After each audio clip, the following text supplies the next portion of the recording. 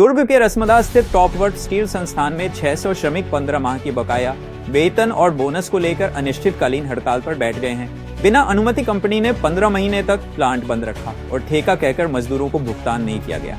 श्रमिक टेंट में रहकर प्रदर्शन कर रहे हैं। उनके समर्थन में मजदूर संगठन और जनप्रतिनिधि भी डटे हुए हैं। यूनाइटेड न्यूज ऑफ एशिया के लिए दुर्ग से भारती कौर की रिपोर्ट।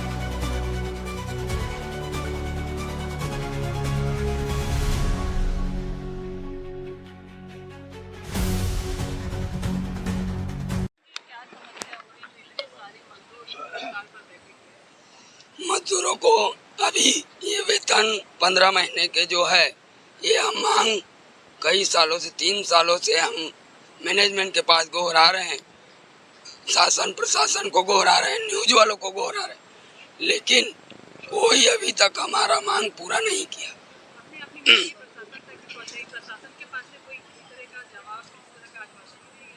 हमको आश्वासन देता है टाइम, केवल टाइम चाहिए, तारीख पे तारीख।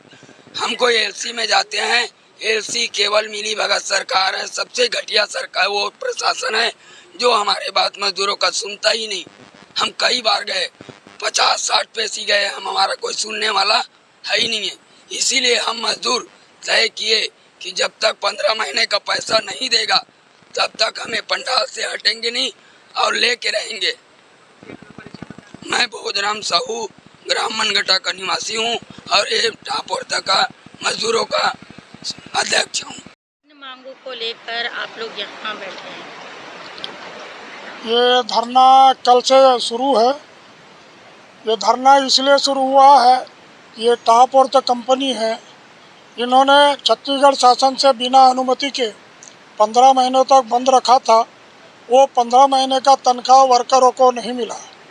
300 परमानेंट कर्मचारियों को तनख्वाह मिला, किंतु 600 ठेका श्रमिकों को वो तनख्वाह जो नहीं मिला है। और ये मांग करते करते कई समय बीत गया, 3 साल बीत गया है। और इसलिए मजदूरों ने कलेक्टर महोदय, लेबर डिपार्टमेंट, एसडीएम सबको चिट्ठी पत्री देने के बाद कल 9 बजे से जो है ये धरना दिए हैं। और इतने ही मजदूर जो है अंदर में बैठे, 2 पाली के मजदूर अंदर में हैं और 2 पाली के मजदूर यहाँ पर जो बैठे। हमारा इतना सा कहना है, सुप्रीम कोर्ट का कहना है कि कंपनी चालू रहे या बंद रहे, मजदूर वेतन पाने का हकदार है। किंतु इस कंपनी ने जो है स्टाफ के लोगों का, परमानेंट कर्मचारियों का तनख्वाह निकाल लिया है। और ये श्रमिक जो है 18 साल से, 15 साल से, कोई 20 साल से काम कर रहे हैं, इनको जो तनख्वाह नहीं मिला है, तो 15 महीने का तनख्वाह को लेकर जो है इधर बैठे हैं।